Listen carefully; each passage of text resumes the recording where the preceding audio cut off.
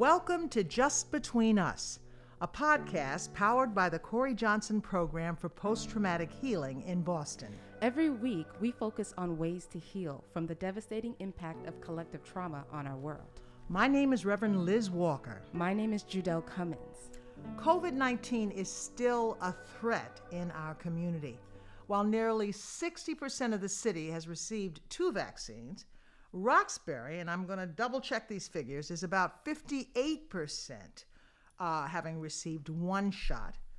Mattapan, which is the neighborhood that really concerns us, has about a 44% overall reception of the vaccine, but 40% of Black residents are fully vaccinated in Mattapan. That's a disturbing number, considering the threat of this disease and the new variants. There is still much work to be done, and our guest today is doing the work. Dianne Wilkerson is the head of the Black Boston COVID-19 Coalition, which has been on the front line of vaccine education and equity from the very beginning. Dianne, it's an honor to have you with us. Thanks for joining us today. First of all, how do you look at those numbers that we just talked about? You know those numbers well. I do know them. First, let me say how much of a pleasure it is for me to be here and how important it is for us to have a medium to share information with people in a timely fashion. You know, Boston's COVID numbers are Boston's housing numbers, are Boston's social economic numbers, are Boston's employment numbers, are Boston health numbers. So none of this should surprise us, but it definitely should concern us because we have never faced anything like this in any of our lifetime when you're focusing on a pandemic. We meaning the Black Boston COVID-19 Coalition, started when we heard the first time about this thing called coronavirus. You know, we had access issues from the beginning, you know, even for Black residents who wanted to, and Latino residents, I would say too, who wanted to get vaccinated, you know, didn't have places at the ready. And we were able to get on top of that. So at one point in the month of March and April and May and June, you would find a place on every corner, which is exactly what it needs to be. All of those people who had an access issue, we've provided access, which is why you saw once that number had been depleted, the numbers dropped precipitously. Right. Mm-hmm. And your work regarding breaking access barriers, I mean, that's really what your whole group has been about. And so I know you guys started mobile clinics during this whole process. Tell us a little bit more about we actually started a mobile clinic when the mass sites started to close down. Mm-hmm. One, why? Because we knew that we had just dealt with the first stage, people who were looking at it, people who didn't walk into the community health centers, who didn't walk into the mass vaccine sites. They weren't coming. We had to go get them. We offer the Pfizer vaccine and J&J and Moderna too, but we really always travel with the Pfizer because that's the only one that's approved for young people. So for the 12-year-old to 15-year-olds or 12 to 18-year-olds, we have to give them Pfizer. That's the only one that's been approved and has the EUA from the emergency use authorization, by the way, from the FDA. And so it's been a slow and steady process. And I would be the first to tell you, we could be there 6 hours and sometimes do 5 people. Really? Well, Dianne, you, more than anybody I know, are right there. So Right. What's the reasoning? What are you hearing? Why are people so hesitant? Oh, my goodness. I don't like to use the word hesitancy because I think it's overused. It doesn't really tell the story of what's happening. But I do think that I've heard it. Like, it's not what people tell me. Like, I've heard people say to me, I can't do that. Don't you know they put chips in that thing? They got chips in everybody's body. Another woman right at the park last week said, they put a magnet in your body if you get that vaccine. And I'm thinking, and I don't try to be funny, I'm not trying to be funny, but I'm thinking, this woman standing there, she's got bangles like up her arm, and if I had a magnet, she'd be stuck to my chest right now. She doesn't even know. Like, but I can't say that. Right. Because when I'm listening, I'm looking at her, and I know that she believes what she's telling me. Mm-hmm. Young people, young men in particular, don't want to get the vaccine because it's going to harm their ability to have children. I mean, it's those kind. I don't know enough about it. And you know what? I mean, I think it's so easy for us sometimes to be so quick in the response, but you got to hear what people are saying, because when they're telling you this, they believe it. Our MO is different when we're out in the mobile van. For one, we travel with Black nurses and Black physicians on the van. They're the ones who are doing the work, because they're the only ones who can answer those questions directly about the health issues, the medicine, the science, and telling people what we know. What we see every day, unfortunately, on the news is a lot of the cable and the news hosts are explaining COVID-19 to people, and I think there's no one who can explain it better with more reliability, if you will, than the people with the medical background. Right. How difficult was it to establish the Black COVID Coalition? Were there any challenges? Here's what happened. I think, we literally got together in the first week in March of 2020, just calling each other. I'm reading, and I'm sort of like everybody else calling, did you see this thing? Oh, this looks like this is going to be serious.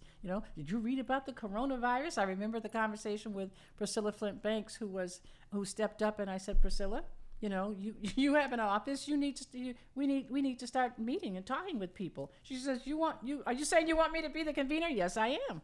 That's exactly what I'm saying. And we just started calling. So the first week there was like 4 of us. The second week it was 8, and then the following week it's 16, and then it's next thing you know it's 50. Because remember, that time people were so afraid and didn't know what was going on. We went into lockdown on the 4th of March is when the Boston Public Schools shut down, and so people were looking for information.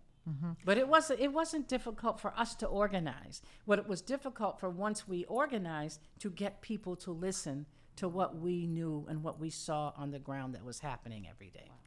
One of the things that we have been discussing, and you mentioned this when we started this conversation, is that what is happening with the vaccine and all the problems with COVID-19 really speak to bigger problems in our community.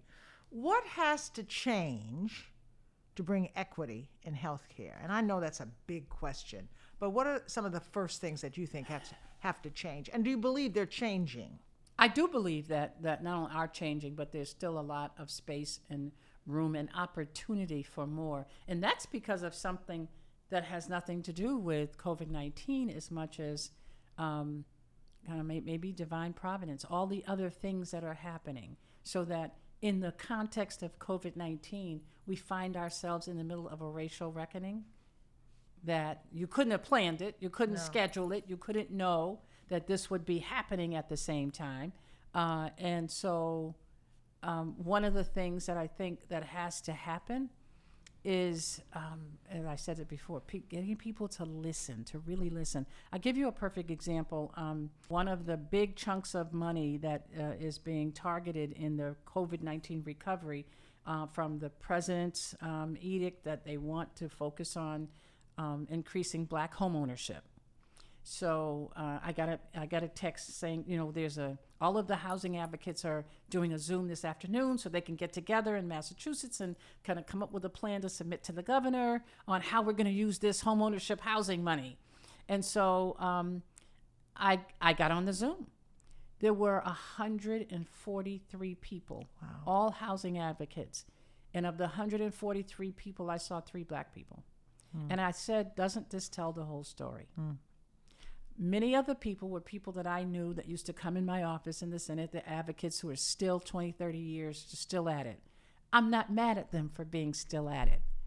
But I also have to challenge them. Do you all see what I see? After the call, I started making calls. I said, I've been thinking about how to say this, and I can't think of there's no nice way, but I have to tell you that I'm really concerned that at some point, you guys got to give it up. Do you think that the best way for us to increase Black homeownership is to turn over all the money to white people? And I'm saying this to people who are my friends. Like, come on, guys.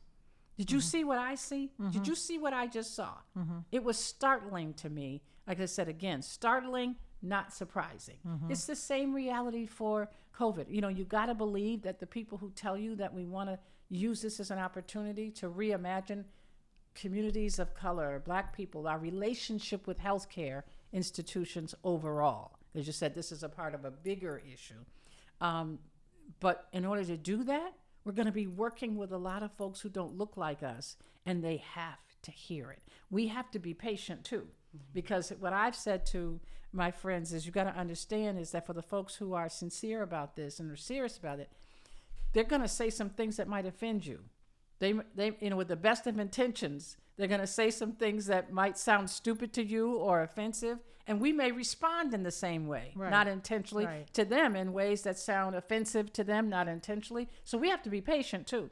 With the people who say we want to figure out a way to make this better, we have to, and we got to give some space for the mess ups and the oops, you know, and I think that's our challenge going forward, to be listening to each other and listening with patience to allow people to not get it right the first time. Right. That's almost like a spiritual thing too, to listen with love and to listen with compassion and to listen with openness, which is hard to do sometimes, I think. And on top of that, it is hard to listen. And there are many reasons why we don't listen. I mean, sometimes it's stubbornness and just our personality. And then other times it is about trauma. It's some real history too, right? Exactly. So when it comes to getting vaccines or people not listening, or, you know, how much do you think trauma plays a role in that? I think it's deep. I think it's steeped in trauma. I think that the stories, the memories that we have in terms of what we do know about our relationship with healthcare, you can't help but think about Henrietta Lacks. But it's also up to us to explain to people, this is not that. You know, this is a worldwide pandemic where people were dropping at every economic strata.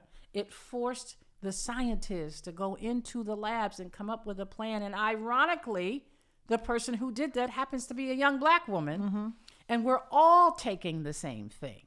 So it's not one of those things where they're giving us something different or we're the only ones. But we got to walk through that. And we got to know that just saying it one time is not necessarily going to change the minds of many people. Like my own, I was not born in a hospital because, Rev. Walker and I share the same home state.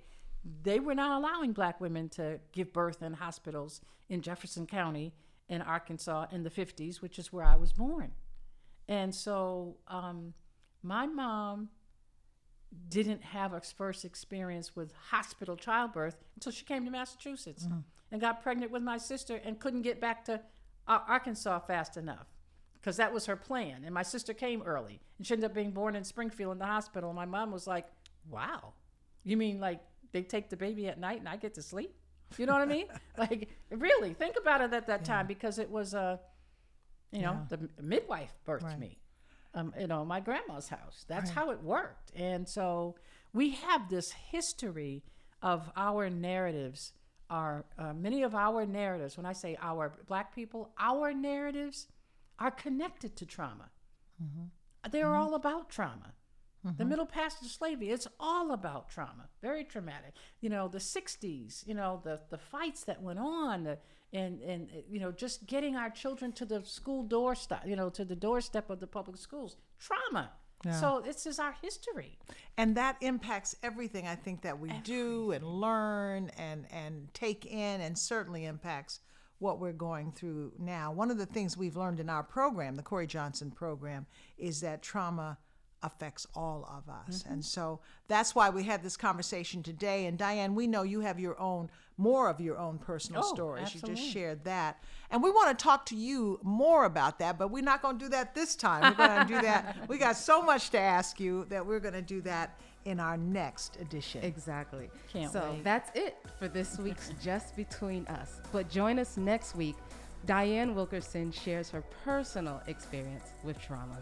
And we hope you'll continue to join us in our weekly Zoom conversations called Can We Talk, where people from all walks of life share their stories of loss, grief, hope, and healing. And those stories all lead to healing. That's the key here. We want you to know. So please join us. We're going to start having conversations out at the Roxbury Y outside, and we'll keep you posted on that as well. If you want to learn more about Can We Talk and the Corey Johnson Program for Post-Traumatic Healing, visit our website at rpcsocialimpactctr.org. That's a mouthful, so I'm going to say it again. rpcsocialimpactctr.org. Thanks for joining us, everybody. Be well.